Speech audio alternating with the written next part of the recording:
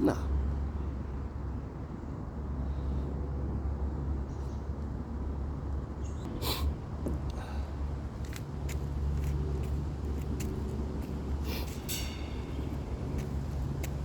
I don't know if you can hear me or not.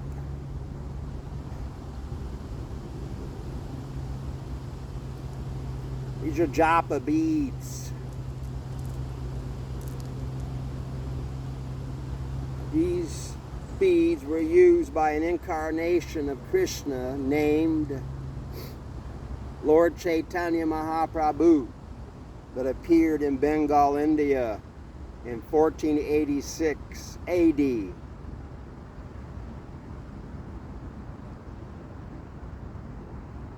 He taught the science and art of Bhakti Yoga, which my teacher, A.C. Bhaktivedanta Swami Prabhupada, 10 teachers down from Chaitanya, has brought to the Western world since 1965,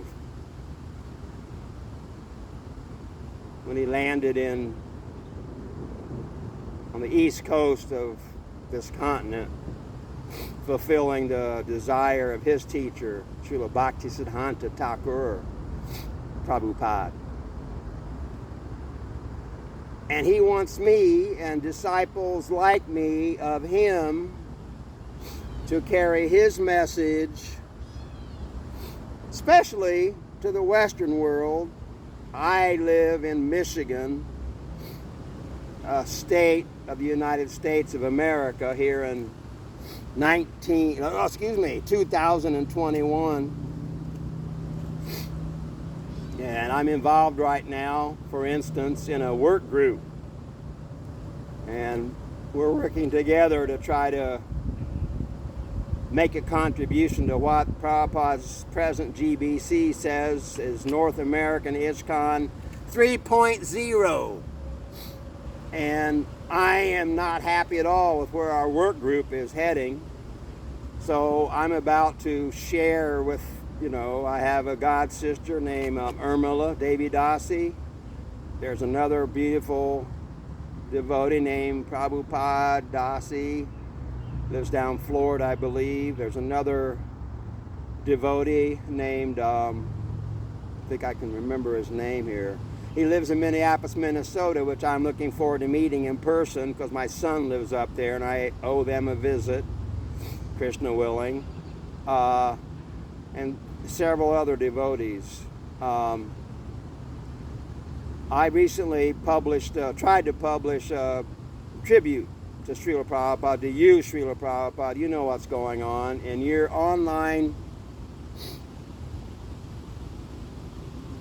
tribute book that I've been in a couple times before, and my offering to you, Prabhupada, was censored this year. I've shared that fact with the group I'm in, and it doesn't seem to be too big a problem with them at this point. And I want to find out more clearly why it's not a very big problem. There's not much interest in discussing the controversy over collective medicine that's been that's been foisted on the world since the beginning of 2020. It's been called the COVID pandemic by a high official in the U.S. government. He's not an elected official. He's a bureaucrat.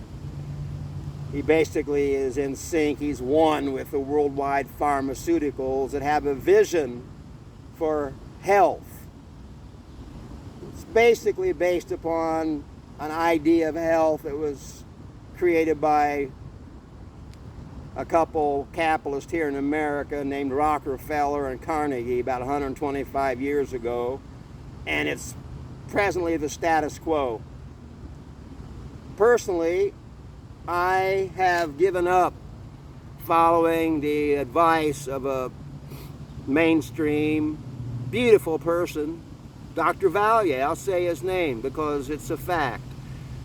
He's come with me through 2 or 3 very serious mental health issues, episodes, suicidal depression, so-called bipolar suicidal depression.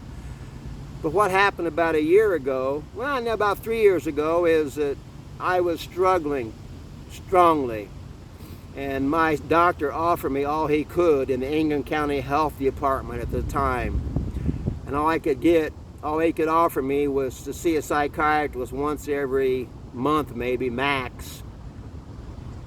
And she had 1,000 other clients, patients. And all we could talk about basically was adjusting my medications. And I knew at that time, this system is totally broken from my humble point of view, and I got to do something about it. And I've been successful. I have healed myself, or been healed, or just put it this way, by chanting this mantra, I have done away with a need for any kind of psychiatric medications, and I'm doing fine. And I'll never use mainstream MD psychiatric medications again. The 3 that I was on were Trintellix, Wellbutrin, and Lamictal. They were all prescribed to me by my doctor because that's how he was trained to help me with dealing with my mental health issues. But they weren't helping. All they would do is dull my brain down so I couldn't have any real happy feelings or real sad feelings.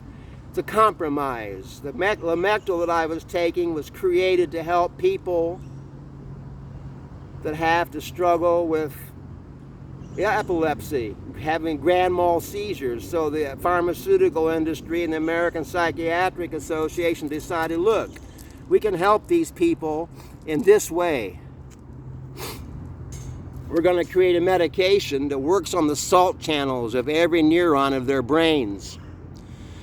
Now, it's not going to solve any problems, but what it's going to do is decrease the frequency, hopefully, of their grand mal seizures and the intensity of their grand mal seizures. But the trade-off is that their brain is going to be dulled down, because what Lamictal is basically is a fire retardant.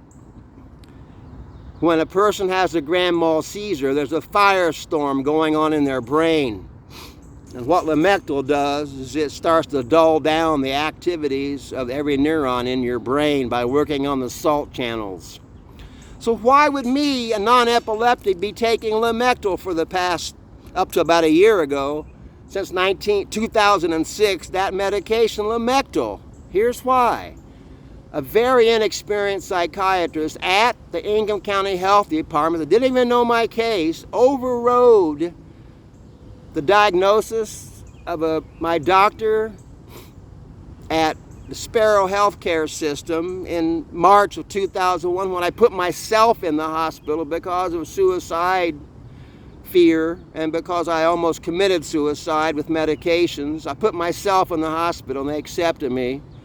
And he became my doctor, Dr. Barberi. He diagnosed me as unipolar. And that made sense in terms of my whole understanding of my experience with mental illness in this lifetime. Move ahead 4 years, and a very inexperienced psychiatrist at the Ingham County Health Department changed my diagnosis over my objection to bipolar. And on that basis, I was talked into taking Lamictal because, we can use Lamictal for people suffering from bipolar depression. The trade-off is they're going to become dull-headed and their normal emotions are going to become blunted, but that's the best we can do. So I went that route for almost 14 years on and off. I became stable again, but very dull-headed. But I'm not even that dull-headed. I was able to write poetry and function okay, But when I found myself right back in the same place again, struggling like hell with suicidal, bipolar, so-called depression, taking those 3 medications, Trintellix, Wellbutrin, and Lamictal again, it just wasn't really helping a whole lot. So when I did start to find stability that I had found before with that cocktail of pharmaceuticals, I started thinking, is my brain really broken so I have to take this medication and be dull-headed the rest of my life? Dull emotioned the rest of my life? And I decided, no. I have prayer here. I have mantra meditation, which is powerful. And so I decided to wean myself off of every one of those medications. The last one I weaned myself off was Lamictal, because I know from experience how powerful it is. And so I've been off of all those medications for over a year now. And I'm doing fine. More than fine. I can cry spontaneously. I can feel very, very sad spontaneously. I have, in other words, a healthily functioning limbic system, because my brain's becoming free of the effects of the fire retardant Lamictal. I've had thoughts I should try to sue the Ingham County Health Department for that inexperienced psychiatrist willy-nilly changing not willy-nilly, she, I guess, to give her the benefit of the doubt, she thought she was making an accurate diagnosis, which allowed her and then the people that came after her to prescribe for me Lamictal, which was designed for people suffering with epilepsy. But now millions of people diagnosed with bipolar depression are now being prescribed Lamictal and having their brains put down in about first gear as a solution, or as a working solution. But it's not healing, it's Band-Aid.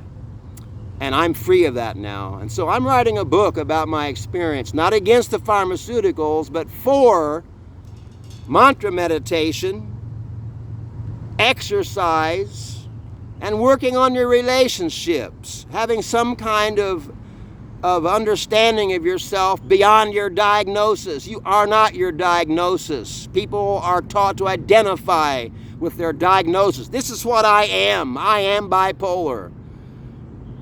No, that's a diagnosis that you've been taught by the American Psychiatric Association to think of yourself as. Because the basic idea of the modern psychiatric associations that you are a brain. And after all, doesn't consciousness come from the brain? That's the philosophical tuggle that's going on in the world right now. And I'm on the side of no, consciousness does not come from the brain.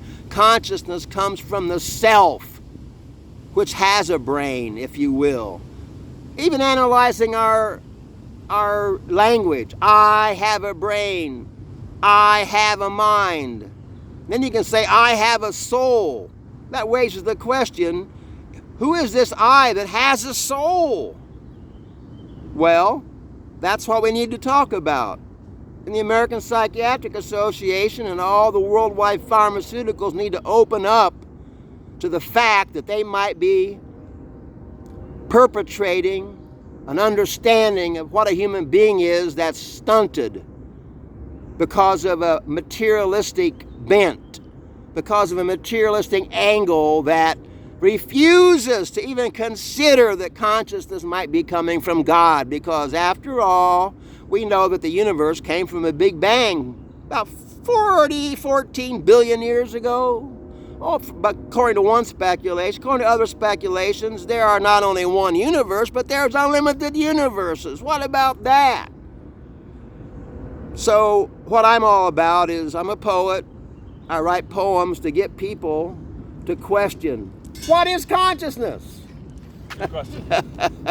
And the people running by, they acknowledge it's a great question. What is consciousness? So I'm going to end it on that one.